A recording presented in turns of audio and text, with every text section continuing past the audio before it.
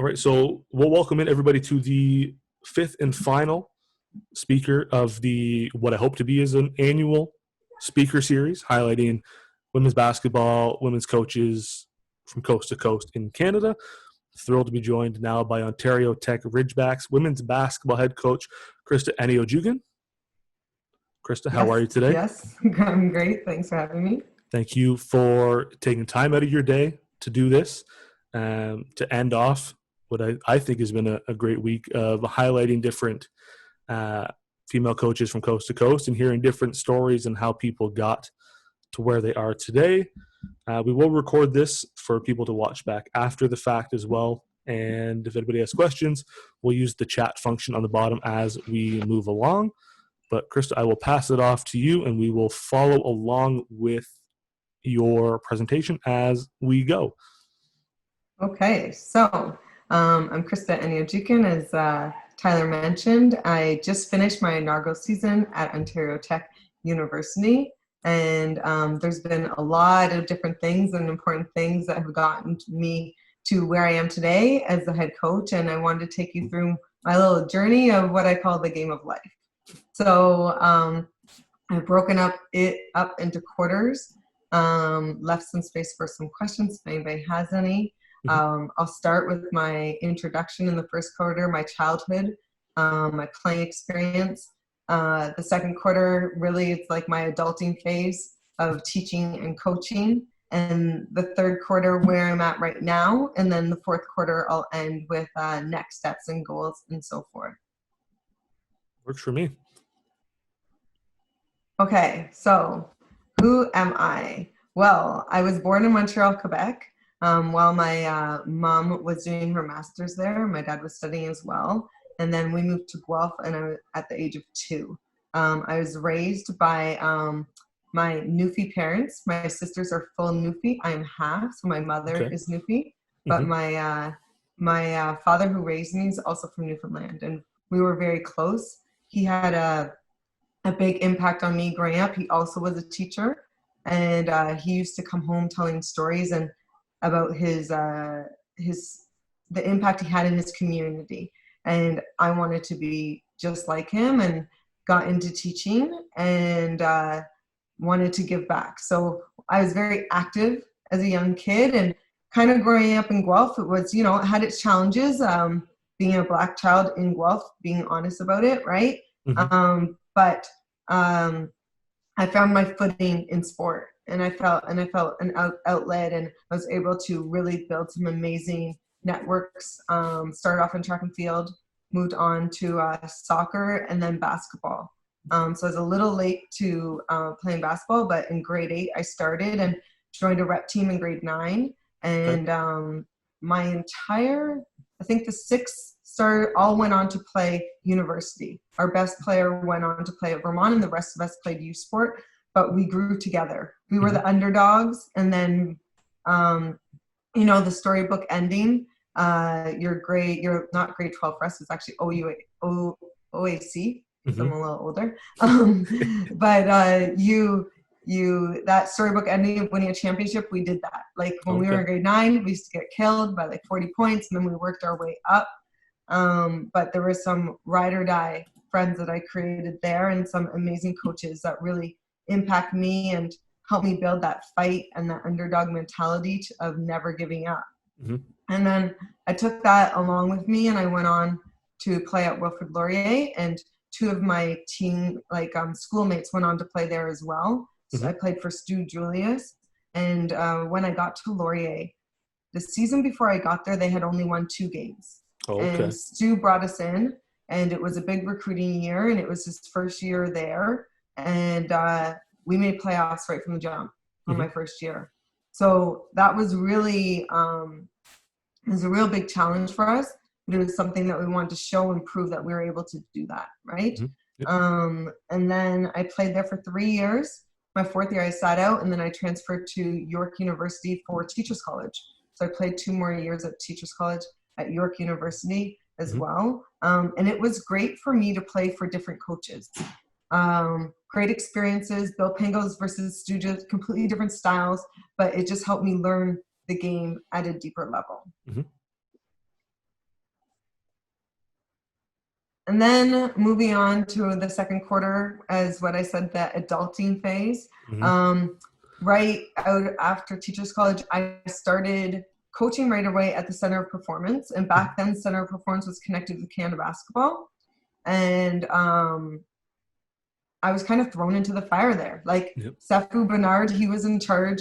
He was the lead coach there. And he would just, me and a couple of other young female coaches, he would just demo and then make us do. And we were petrified. But it was, it was amazing learning experience. And he was, I would say, pivotal in my early development in terms of learning from him the detail and that he puts into teaching the game and the passion that he has for the game. He was a big role model for me. And then at that same time, I got a job at Rockcliffe Middle School. Okay. And that is in Toronto, inner city school. But combining those two of a high performance situation with the Rockcliffe Middle School, at that school, I coached the boys team, coached the girls team, did the after school program. I kind of did it all. Jeez. Right? So, and at that time I had no kids, I had no family, so I was there all the time. Summer camps, March break, you name it.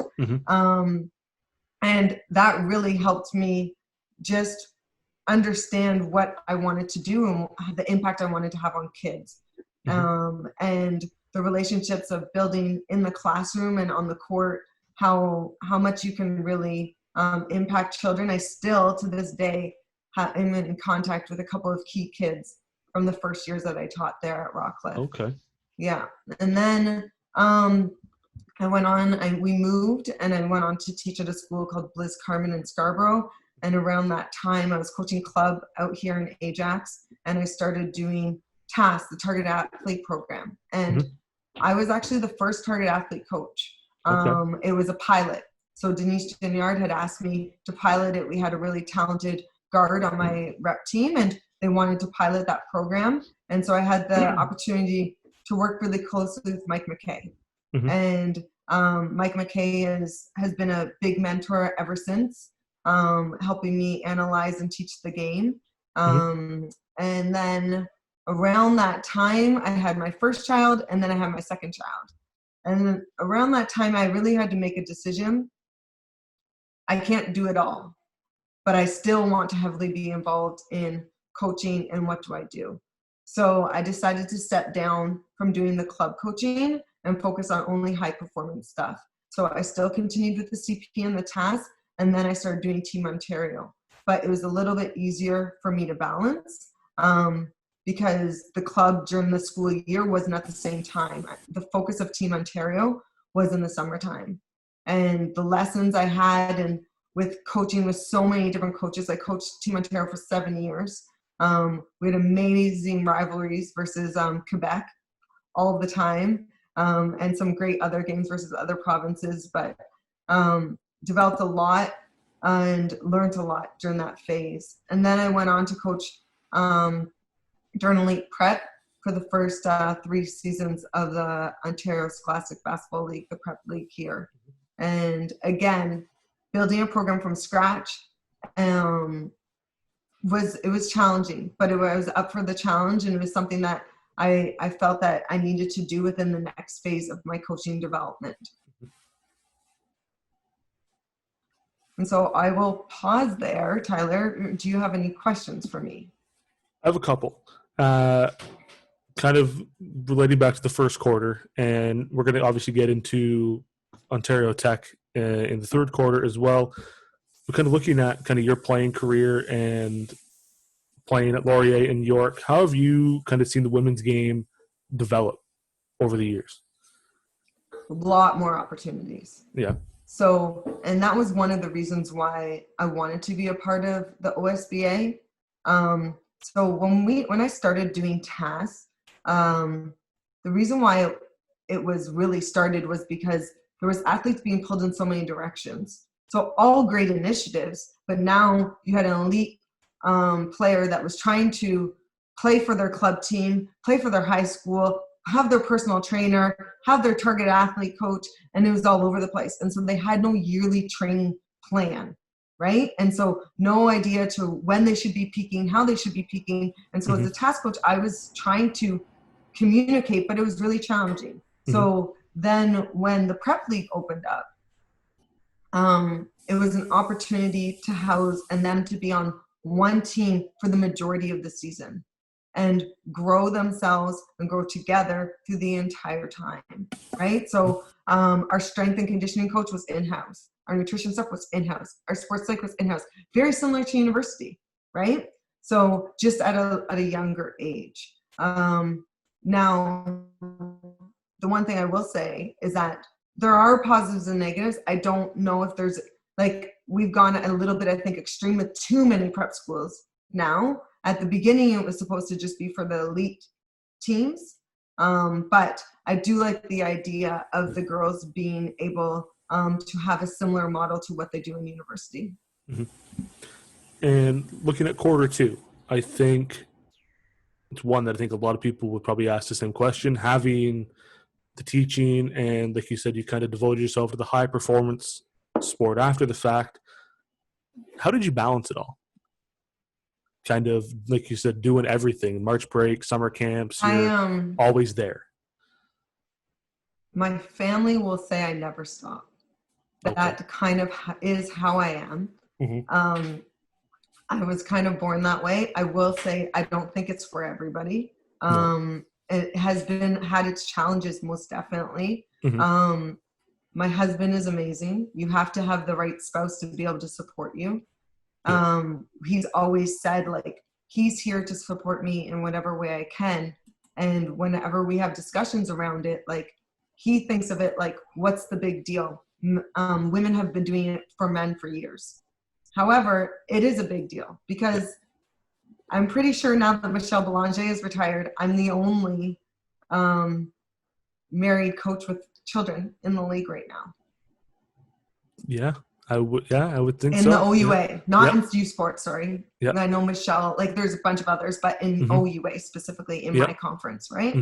So the numbers don't lie, right? It is not for everybody, but I think you have to pick what is important to you. Like, there was, like I said, I still wanted to coach club. I still wanted to be involved in a whole bunch of things, but I had to let those go. And selfishly, I had to be like, what is important for me to do? Right? And what is best fit for my family? And so one thing I forgot to mention is you also have to be an advocate for yourself and your needs. At Ontario basketball, I had my kids young when I was coaching there. And even when I went to 3-on-3 at nationals, my daughter was 3.5 months old. And Denise asked me to go to Italy to coach 3-on-3. And I said, who's going to take care of my daughter? I can't leave her. No. I'm nursing her. And Denise said, I will. So she literally had her in her carrier while I was coaching. Wow. Yeah. And then same with Ontario basketball. Sorry, I just kind of jumping all over the place. Ontario basketball, I said to them, what are we going to be able to do? Because again, my husband works full time. I'm off during the summer, so that allows me to coach provincial team, but I'm not putting my kids in daycare. Where are they going to go? And so they hired a babysitter for me. Okay. Yeah. Wow. Yeah. But I had to advocate. If you don't ask for those things, you don't advocate. Dad's going to get her. Oh, we got someone's talking. Give me one moment. There we go. I think the one thing that we hear about a lot is the support network and how important that is. I think Cheryl mentioned it, Lee mentioned it, Robin mentioned it, Maria mentioned it as well. Having that strong support network is so key. Huge. And again, the big thing too, like you mentioned, advocating for yourself, realizing, like Cheryl mentioned yesterday too, like you often, coaches kind of put yourself second to the players and whatever else is going on. At some point you realize that you got to put yourself in that too, or else you're going to burn yourself out, or you're going to whatever it may be. And you got to put yourself at the forefront sometimes. Definitely. The rest of the question I have kind of tailor on quarters 3 and 4. So I'll kind of let you continue your progression. If anybody else has questions, by all means, throw them in the chat as we move along. We'll add those in. But if you want to jump into quarter 3, and we will keep on keeping on. Sure. Okay, so as I said, I guess I was just I was always in love with leading, even Mhm. as a young kid. Um, my sisters dragging them around, making them do drills and so on. And the opportunity to lead and be the head coach of a brand new program, to be honest, it was scary, but something that I'm up for, Mhm. right? And it's 20 minutes from my house. It's my community. And I definitely feel like I'm the right fit for the job. It came sooner than I expected. And what I mean by that is, in my head, I always just was preparing myself eventually to be able to coach full time. Okay. However, I said I would do it when my kids went to university. Now they're only Okay. 9 and 10. Okay. Yeah. So what you sometimes prepare for is not right. And I wasn't Yeah. going to let the opportunity go, but I also wasn't going to move my family for that. Right. Right. So Hmm. I still enjoyed teaching, but I love coaching. Hmm. So the opportunity came and I was like, whoa, this kind of like it fits too well. Hmm. Right.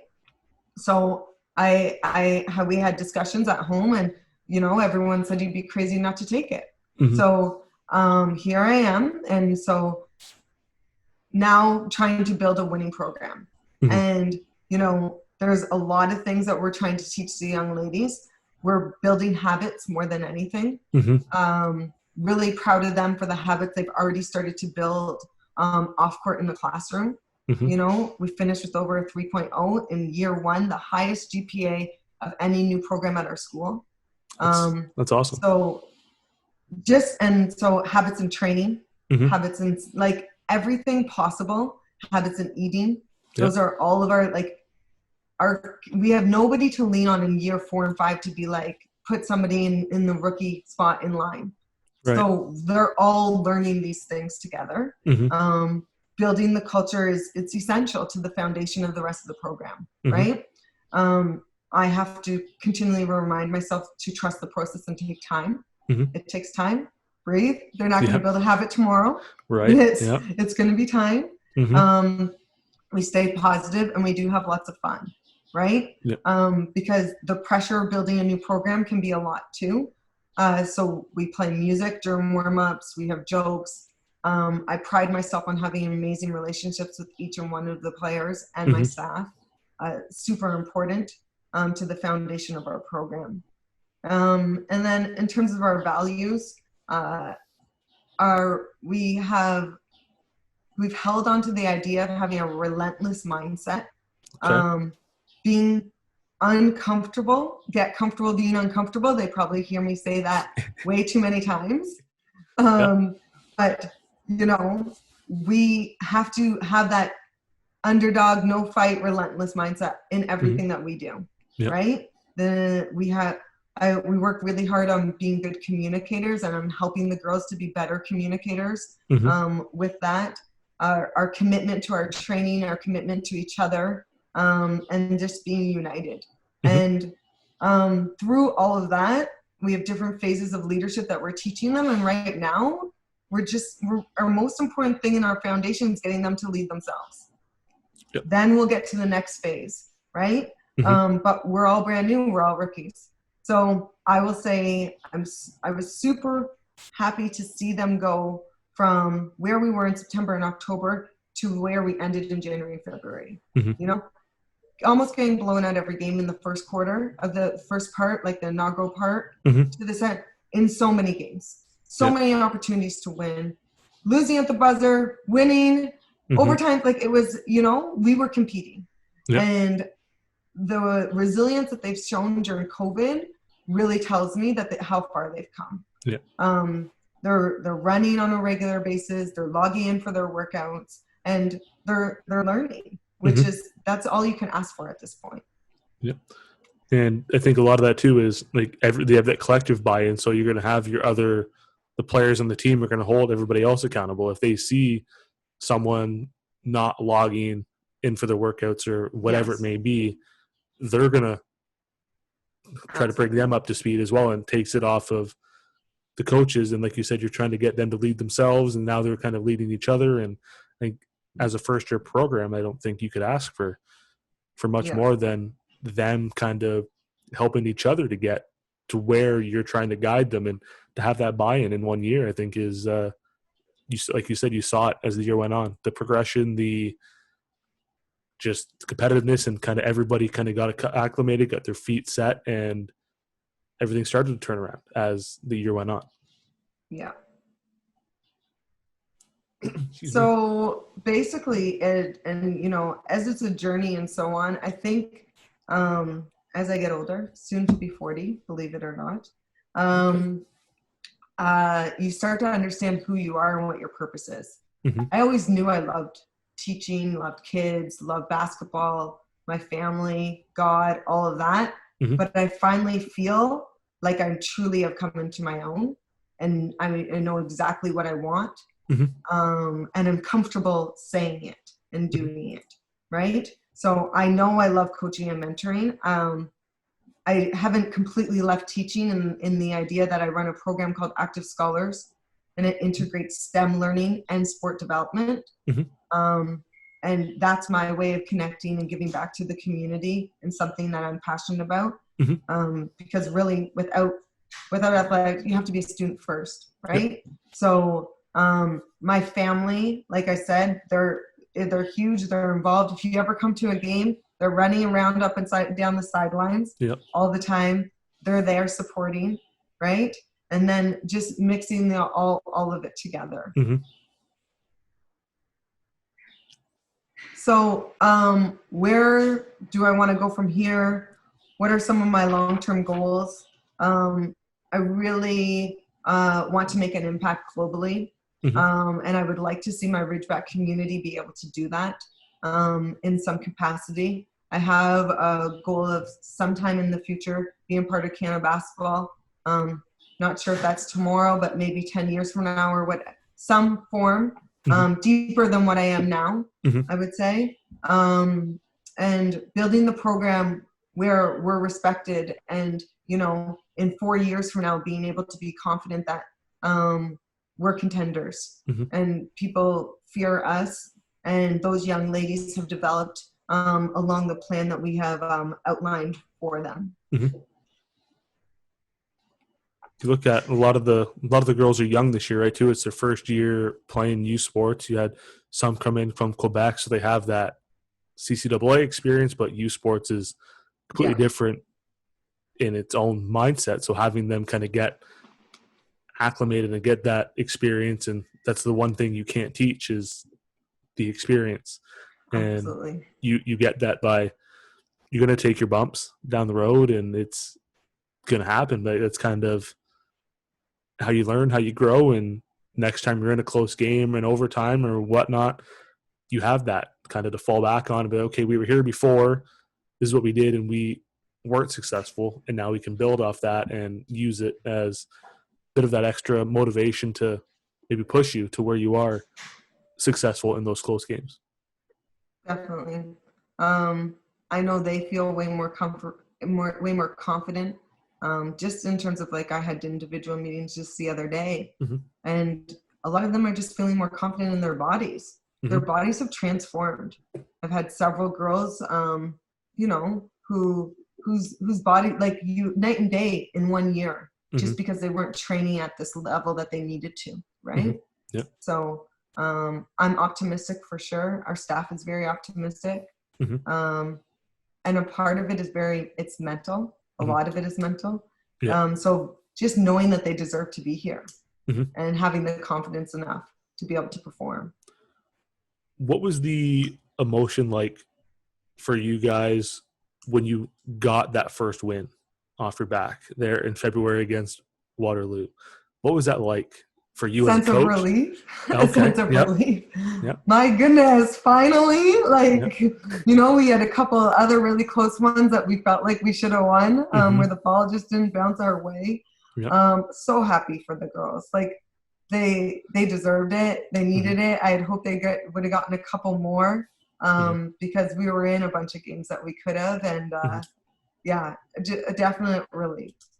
Did that kind of make things a little bit easier kind of for the team and for you, knowing that elusive first win is now out of the way, and that he can just kind of continue building off that? Yeah, I think so. I Yeah. think so. It's a big weight. Even when Mm-hmm. people say like it's not, it is. It's you can cut the tension sometimes, right? And you Yep. have to try to let it go and pretend it's not there, but Mm-hmm. everybody wants that first win.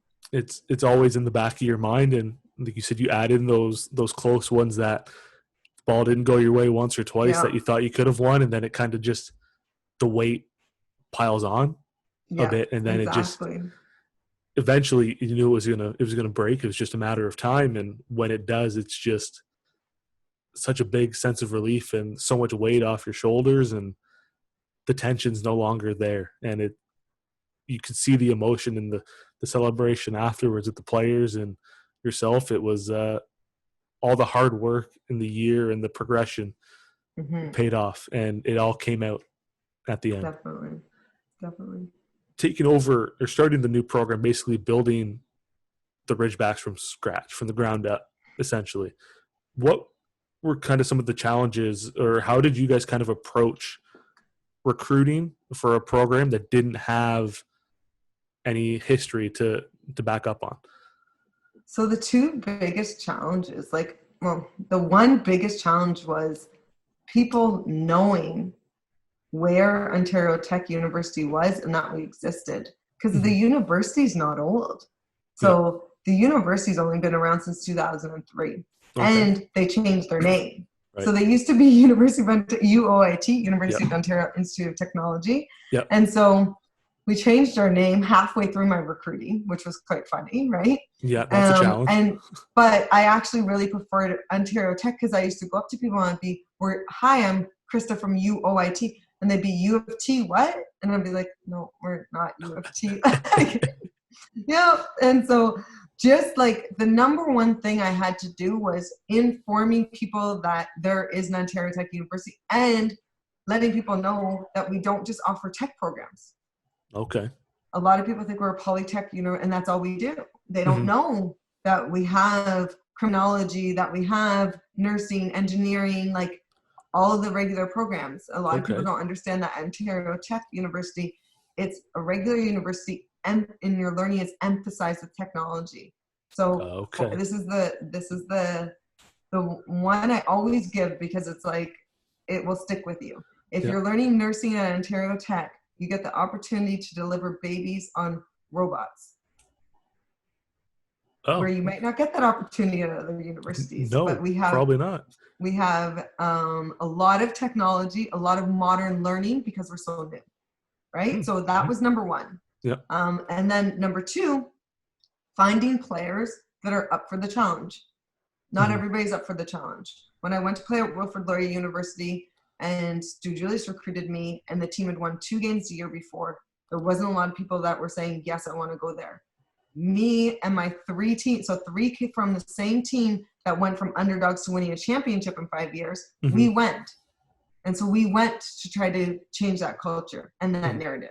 Mm-hmm. But finding the right players that are willing to take that risk, trust in themselves, that they're able to do that to build a winning program. Yeah, it'd be tough it takes a certain mental aspect to be willing to come into a first year program or one that hasn't had the success the year or the couple years before and be like, okay, I want to be a part of something different, something that changes, Mm-hmm. like be a part of Yeah. change essentially. Yeah. And for a program that doesn't have any historical records to back up on, it's a fresh Yeah. blank slate. Do you want to come in and make history? Like Yep. essentially, Yep. you have the opportunity to be a part of history. Mm-hmm. And yeah, that's not for everybody. No, it takes a tough, strong-minded Mm-hmm. person to be like, okay, I'm not going to be. The results may not be there, but Yeah. Yeah. being. And I'm confident enough Mm-hmm, mm-hmm, to build it to a place that the results will be there. yep. Right. And even if, like you said, the goal is in 4 years to have it to be where it's a contender and be respected and be feared, essentially, some of these girls may not be there in 4 years, so they may not see the end result. But knowing that Mm-hmm. this 4-year goal wouldn't be here if it wasn't for me, like I played a part in getting this program to where it is now. And well, all the girls that I have been recruiting would be there because right, I haven't gotten to a place yet where we're getting grad transfers, right. let's say, I guess, yet either. yeah. And that's another point that eventually we will get there. We have an amazing teachers college and some amazing grad programs. Yep. But again, you have to be aware that those opportunities exist at our university, right? Yep. And knowing that, like, all those girls that were a part of the win against Waterloo, they are a part of history because you were a part of the team that won the first game at Ontario Tech. You can't change that. So your name is always going to be associated with Ontario Tech basketball for being a part of the team that won the first ever game in school history. Yeah. Whether you continue with basketball, go somewhere completely different off the mat, you are still a part of history. Yeah. And that'll never change. Yeah. And that's something I'm thankful every day to be the first coach. I'm the first female coach. First of all, female. Yep. Not that often the first coach at a program is female. Nope, that's true. And then black female. That doesn't happen that often. Nope. So and add in again that you're a mother, you have kids as well, which again, not common at all. Yeah. And the first to have the win at Ontario Tech. Yeah. That's a nice feather in the cap for sure. Looking at kind of going from in the high school when you guys were the underdogs and building the program to winning the title in your 5th year and the OSBA and kind of building that as well. How did those experiences kind of help you build Ontario Tech, having been there as a player and a coach before? Yeah, well, that as a kid, really, you're building your character and who you are, right? And I had that no quit mentality, and I built that no quit mentality as a young kid, right? So being able to bring that in to the program is essential. And then at Durham Elite, it was like running a university program. There's not very many differences, I would say. Recruiting, I would say, is a big difference, but a lot of the program development and on-court development and having to manage the athletic therapists and the nutritionists and so on and so forth and trying to build their plan and their model so they're peaking at different phases. It's very similar, and balancing their academics and so forth. So it was kind of like my trial run for the last couple of years. Question came in on the chat.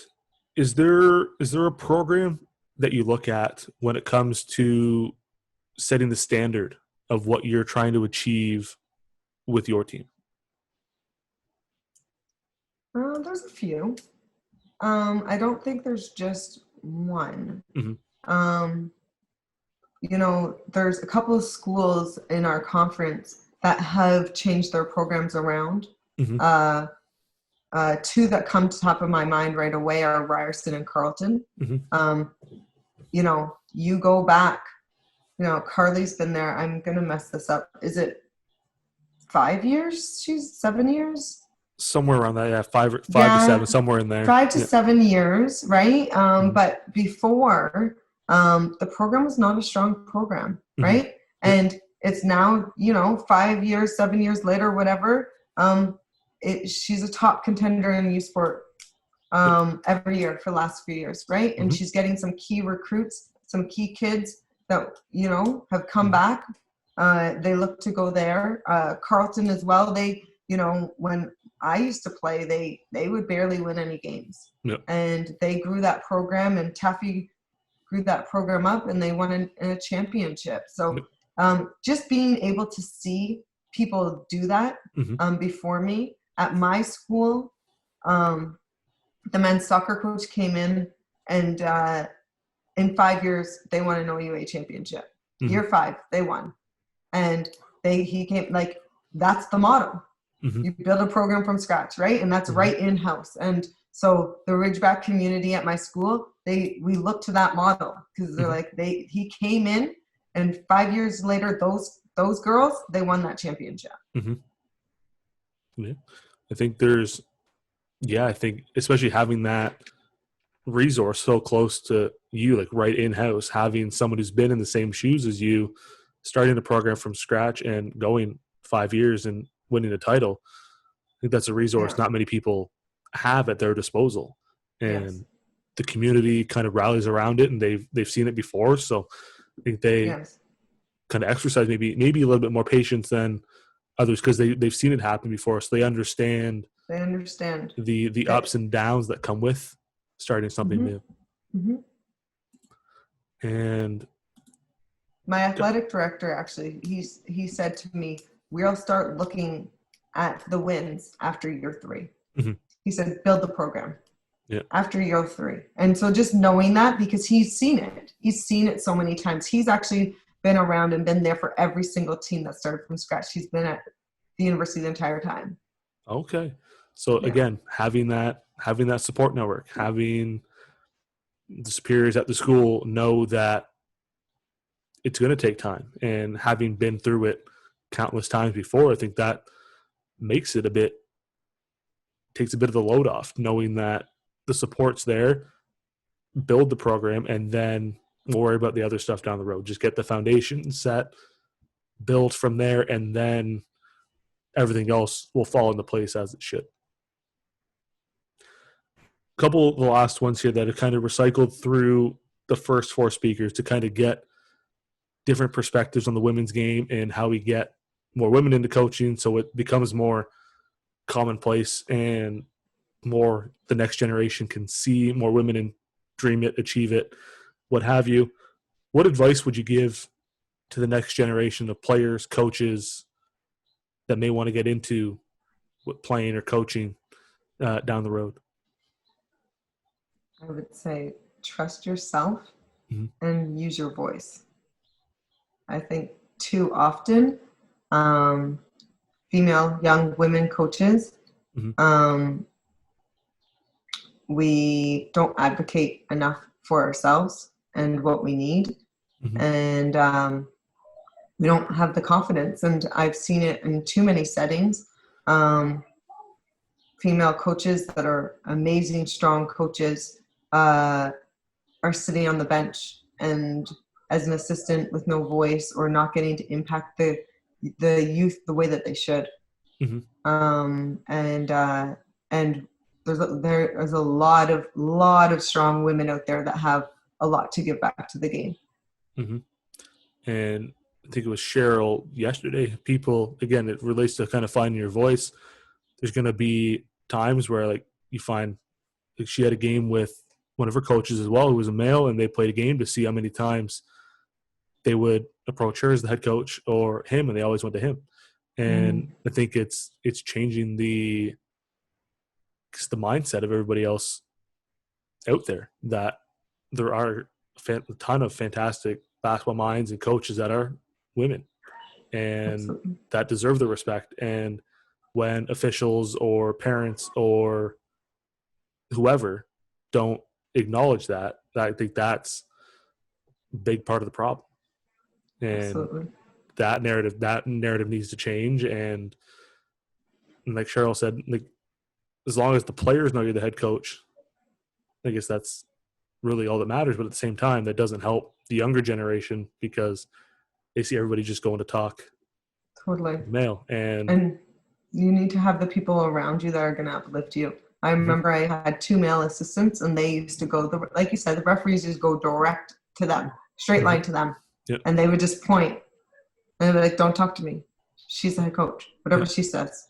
Yep. Right? Like, Yep. we need other people advocating and uplifting these young women. Mm-hmm. Yeah, it's build everybody up, not tear them down, and shed your old mindset. And if even referees all have to see the game sheet at the start, and they're going to see Krista's head coach, okay, that's who you talk to, and you just have to shed that narrative that people think males are the head coach, because it's not how it is.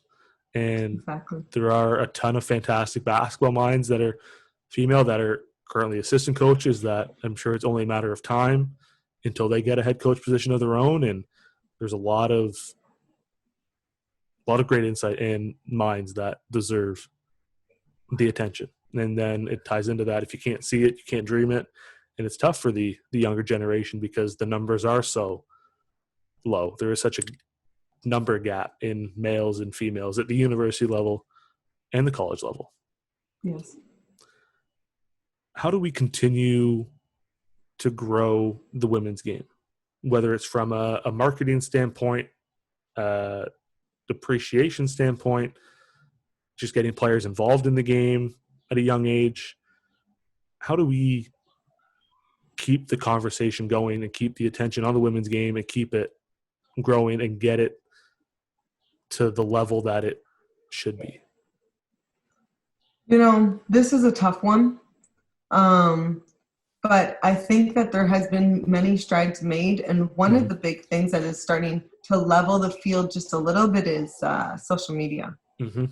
The platform is social media. Like, people are getting to speak out and say things that they never were getting heard on before. They're getting to see highlight tapes. They're getting to see different faces that they never got to see. So the podcast that you're doing, all of it, that's the start. It's, you're reaching so many more people through social media. But if it's really going to, I guess, take it to the next level, then we need the backing of corporations for sure. We need more corporations to back women in sport. And if something like a WNBA team was to come over, like, you can only imagine how much that would grow our game. Yep. Like, we've already started going like this, but I think that would just have us go like this, right? Yep. You see the spike that it had when the Raptors won the championship. And if there was a WNBA team in Canada that won their championship, it would spike immensely just having a team in Canada. And then if you get one or two homegrown talents to play for the team, that takes it to another level. And then if they win the title, it's through the roof. Yeah, and absolutely. I think a lot of it starts with the conversation and just, you said, using social media, because the reach is endless with social media. It can go, you'd be surprised at how far things can reach once you put it out there. And it's just keeping the conversation going and highlighting players, coaches, from the grassroots all the way to the top. And I think that's how it starts, and then just build off it, and then hope that we see a WNBA team or maybe a women's Canadian Elite Basketball League down the road where it is 6 or 7 teams that is 80% Canadian. I think that's a perfect world. Yeah. But as long as we continue to work that way, we're doing something right. Yeah. But I think there's still a long way to go to get it to where it should be, I think. Yeah. You got to keep pushing. Be relentless. Just, you can't stop. And that's the thing. If, like, with U Sports, like, seems like the conversation stops when nationals end first weekend of March. Doesn't pick up again until October, and then even then it's just little bits here and there until nationals roll around, and then all of a sudden everybody's all over it for a week, and then it's done again. We need to somehow fill the gap in those other 51 weeks of the year where the conversation doesn't stop. Absolutely. I think that's the challenge. Yeah, we have to market to our athletes as well so that they know just as much information about U Sport as they do the NCAA.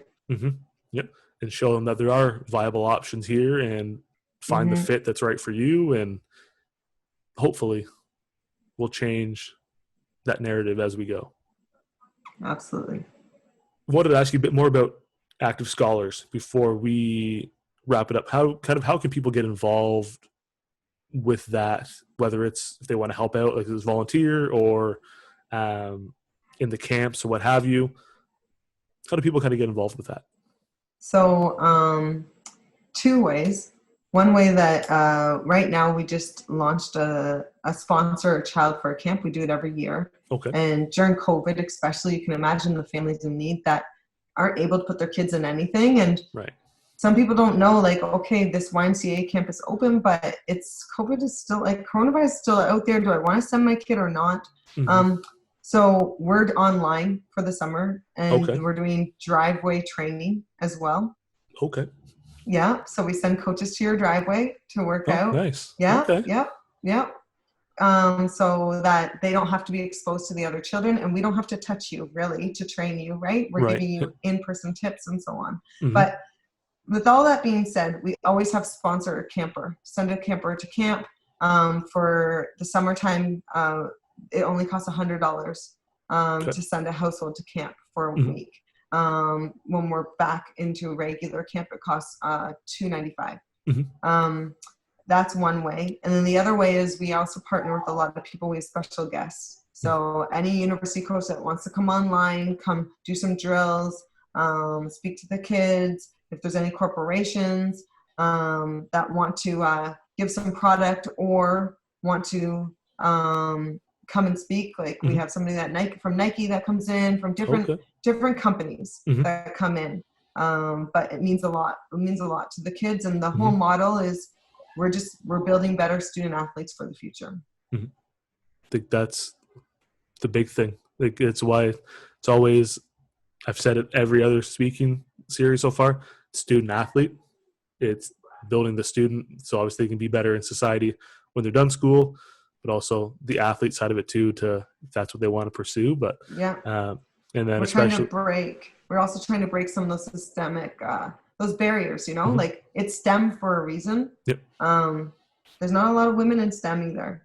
So No, if that's you true. want to support women in STEM, like this is the way you do it young. Like my daughter's 9, she's been doing our camp for 3 years. Mm-hmm. And her learning code and learning and engineering, so that isn't anything new to her. Yeah. That's her normal. Mm-hmm. To me, I get scared of that. But I want her to not have any reaction to that stuff. Yeah. Right? That needs to be their normal. Yeah. So we need to get the youth before they get to high school and they're like, oh my gosh, physics, I can't stand that. Yeah. Right? That was definitely me as a student. No matter how much I loved math, physics could not. Yeah, that was me too. I loved math, but I couldn't do that. I couldn't do the physics thing. No. Nope. Math was my favorite subject in school, probably maybe even above gym. But science, yeah, it was just a whole another ball game. And then calculus, like when you add like letters and symbols and stuff into it, I'm out. I can't do it. Yeah. But if you learn it young and it just becomes your normal and you're playing with these things and you don't even know what you're doing. Right. It's just fun to you. Yep. Then when you have to start being serious about the learning, you're a lot more open to it. Yeah. Just kind of experiment with little things as you grow up and kind of get introduced to it. And then, so I think it was just this week that they announced that they're adding coding to the so curriculum. Exciting. Like I was like, finally, yes. I want to go back to grade 1 again, just to sit in and just learn, because can only imagine like how much better physics would have been, or how much better I would have been at physics if I had that when I was growing up. Yeah, computer science would have looked way different to us. Would have been a heck of a lot more fun. That's for sure. Any last words from you on the Ridgebacks, active scholars, anything else you've got going on? Leave the last word to you. I would just like to leave the last word to, I guess, the youth and the younger generation. And, hard work is something that not everybody is going to see, but it is something that you will see progress over time. And it's important to be true to yourself through that pathway or journey. I think, like you've seen through your entire journey, is just being true to who you are. And there's going to be people along the way that try to change who you are. Don't let them, essentially. Just be, who you are the best out of anybody else. Absolutely. Stay true to who you are. You may not see the results of your hard work right away, but as long as you stick with it, they'll come eventually. Exactly. You just got to stay true to it, stay true to you, and then everything will play out as it's supposed to sometime down the road. Yep. have the patience to endure. Well, Christa, I want to thank you for capping off the SpeakHER Series. I think it was great to hear about your journey through playing, coaching, how you approached building a first year program. And I'm excited to see what you guys have in store. I really am. Thank you, Tyler. Really appreciate all the work you've been doing, Thank and you. you're making huge progress for us in women's sport in general. Appreciate it. Thank you. It's one of those things, again, where the results you don't see right away, but got to stick with it and continue to grow, and hopefully others catch on, and collectively we get it to where it deserves to be and should be, rightfully Absolutely. so. Absolutely. All the best, and hopefully we can do something like this again soon. Okay, take care.